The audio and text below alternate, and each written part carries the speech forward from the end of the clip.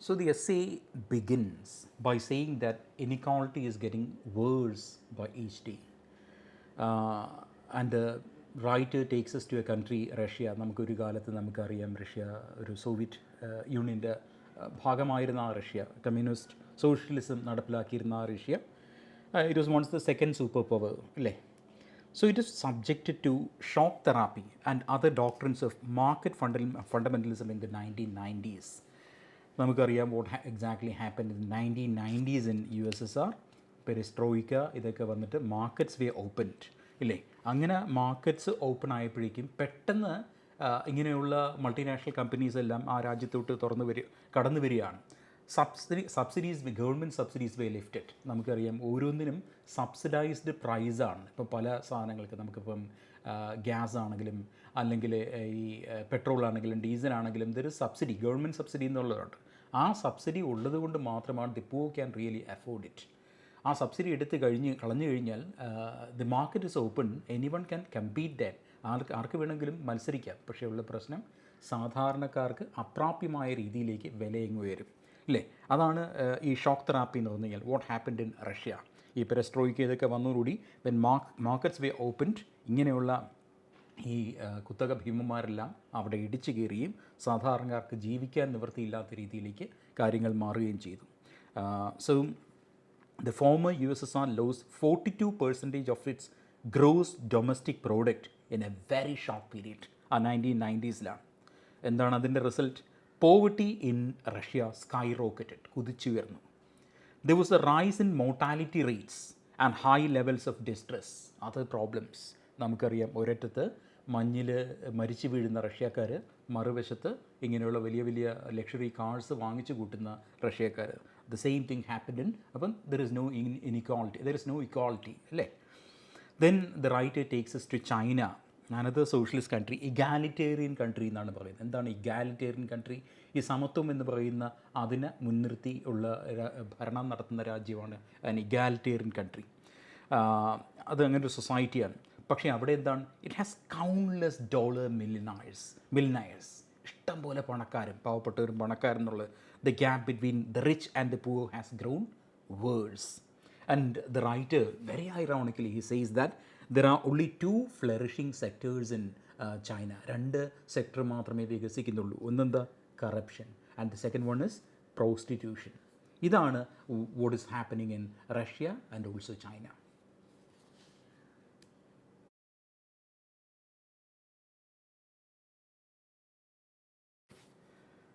Next, we must know what exactly is corporate globalism.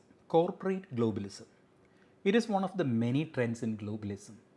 It indicates that a world driven by or for corporate profits. ഈ കുത്തക ഭീമന്മാർ അവർക്ക് അവരുടെ ലാഭത്തിന് വേണ്ടി മാത്രം നടത്തുന്ന ലോകം, ഒരു കമ്പോളം. അതാണ് ഈ കോർപ്പറേറ്റ് ഗ്ലോബലിസം എന്ന് പറഞ്ഞു കഴിഞ്ഞാൽ. So in such a state corporate greed dominates. അവരുടെ അത്യാർത്തി, അവരുടെ ലാഭം, അത് മാത്രമേ ഉള്ളൂ മുഖ്യം. There is no place for human need. The poor, they are out of the picture. It is a world marked by the collapse or destruction of control on corporate power. So, does the government have any control over these corporate powers? No, absolutely no power. That's the situation. The large corporations change people's lives in an undeveloped country. അപ്പോൾ അവരുടെ താല്പര്യങ്ങൾക്കനുസരിച്ചാണ് ഈ കാര്യങ്ങൾ മുമ്പോട്ട് പോകുന്നത്. But this is not always done in a good way because they are greedy people. Gradually they take hold of the economy of the nation. ഈ ഇതിൻ്റെ സമ്പത്ത് മുഴുവൻ അവരുടെ കയ്യിലാവുന്ന അവസ്ഥയിലേക്ക് എത്തും. And this is called corporate ഗ്ലോബലിസം.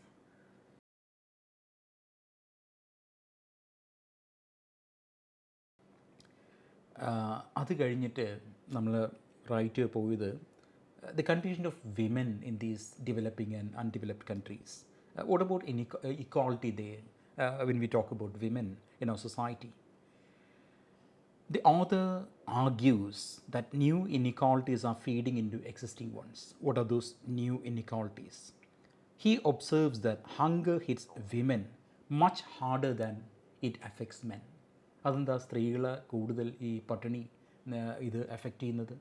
Because in societies we know women are already disadvantaged. നമ്മളൊരു Indian society എടുത്തു കഴിഞ്ഞാൽ the way they eat, they dine. അവിടെ വീട്ടിലെ ഭക്ഷണം പുരുഷന്മാരെല്ലാം കഴിച്ചതിന് ശേഷം ബാക്കിയാണ് സ്ത്രീകൾക്ക് കിട്ടുന്നത്. അപ്പോൾ അവിടെ തന്നെ ഒരു ഡിസഡ്വാൻറ്റേജ് ഉണ്ട്. അങ്ങനെയാണ് പല വീടുകളിലും, നമ്മുടെയൊക്കെ വീടുകളിലൊക്കെ മാറിയിട്ടുണ്ട്. എന്നാൽ പോലും women eat last, they eat only after they have fed they husbands and children. അപ്പോൾ സ്മോളർ ക്വാണ്ടിറ്റീസ് ഓഫ് ഫുഡ് മാത്രമേ ലെഫ്റ്റ് ഓവറായിട്ട് ഉണ്ടാവുകയുള്ളൂ. So the poor Indian women are eating even less than they did earlier. This makes the strain on their bodies and health even greater. നമുക്കറിയാം, സ്ത്രീകൾക്ക് നല്ല ഭക്ഷണം എന്ന് പറഞ്ഞു കഴിഞ്ഞാൽ അവർക്ക് വളരെ ആവശ്യമാണ്. കാര്യം അവരാണ് പല സ്റ്റേജുകളിലൂടെ മദർഹുഡും ഇതിലൂടെയൊക്കെ കടന്നു പോകുന്നത് അവരാണ്. So the writer says that hunger hits women harder than it affects men.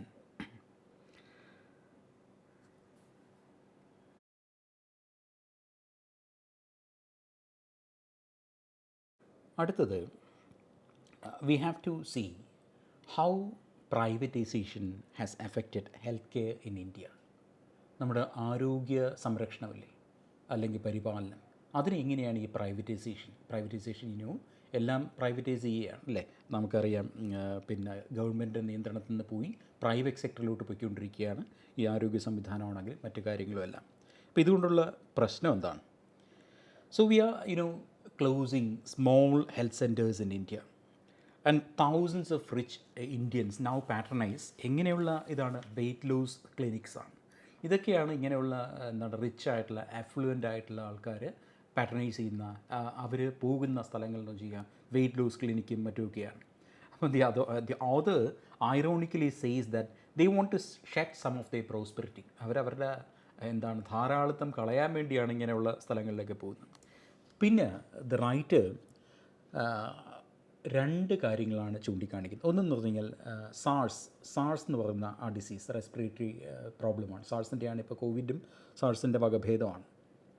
അത്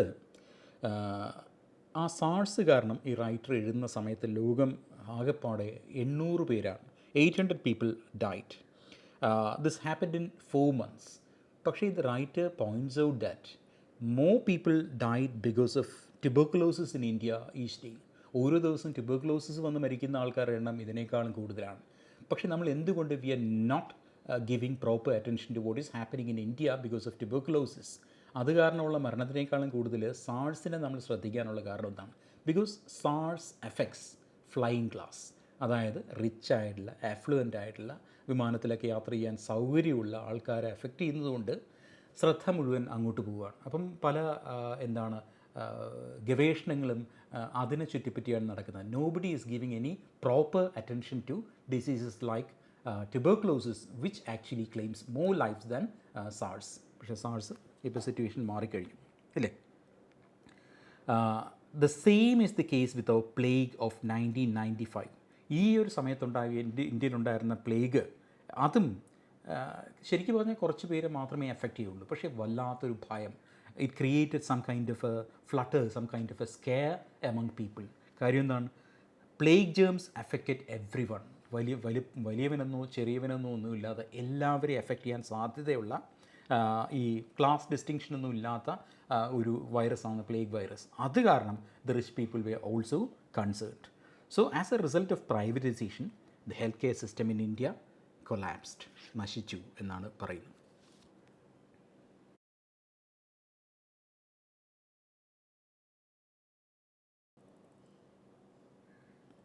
Then the writer takes us to the problem of water scarcity, and he takes us to Mumbai. Mumbai faced a severe water problem recently. പക്ഷേ those who lived in rich colonies, they did not know of it. പണക്കാരുടെ കോളനിയിൽ ഈ ഒരു ജലദൗർലഭ്യം എന്ന് പറഞ്ഞൊരു കാര്യം they were not aware of that. അവരറിഞ്ഞതുകൂടിയില്ല. പക്ഷേ in slums, ചേരികളിലോ, countless women line up for water every morning. From 4 in the morning, they start waiting. But still, they do not get enough water for their sustenance. അവർക്ക് ആവശ്യത്തിനുള്ള വെള്ളം കിട്ടുന്നില്ല എന്നുള്ളതായിരുന്നു മുംബൈയിലെ പ്രശ്നം. അപ്പോൾ ഇത് പണക്കാർ ഈ പ്രശ്നം അറിയുന്നേയില്ല. But the poor people, they had to stand in queue for hours in order to get some water, but not enough water. മറ്റൊരു പ്രശ്നം എന്ന് വെച്ച് കഴിഞ്ഞാൽ, in and around Mumbai there are 24 amusement water parks using 50 billion liters of water a day for the amusement of the rich. ഇപ്പോൾ ഒരു ഭാഗത്ത് ആൾക്കാർക്ക് കുടിക്കാൻ പോലും വെള്ളമില്ലാത്ത സ്ലമ്മുകളിലൊക്കെ ജനങ്ങളുടെ അവസ്ഥ, മറുഭാഗത്ത് there are 24 amusement parks using 50 billion liters of water a day for the amusement of the rich. വെള്ളം കൊണ്ടുള്ള ധാരാളിത്തം ആണ് മറ്റേ സൈഡിൽ നമുക്ക് കാണാൻ കഴിയുന്നത്. In the desert state of Rajasthan, 2 more water parks and golf courses are planned. നമുക്കറിയാം ഡെസേർട്ടിൽ എന്ന് പറഞ്ഞാൽ സ്കേഴ്സിറ്റി ഓഫ് വാട്ടർ എന്ന് പറഞ്ഞാൽ ഭയങ്കര പ്രശ്നമാണ്. പക്ഷേ there are more parks and also golf courses planned in that state. In short, water is shifted from farmland and food court to where swimming pools and amusement parks. Management പ്രശ്നമാണ് അല്ലേ? സാധാരണക്കാരെ കരുതലില്ലാത്ത സർക്കാരുകളുടെ സമീപനങ്ങളാണ്. അതായത് പൈസ ഉള്ളവൻ മാത്രം ജീവിച്ചാൽ മതി എന്നുള്ളതാണ്, അവൻ മാത്രം വെള്ളം കുടിച്ചാൽ മതി എന്ന് പറയുന്ന ഒരു കാഴ്ചപ്പാടാണ്.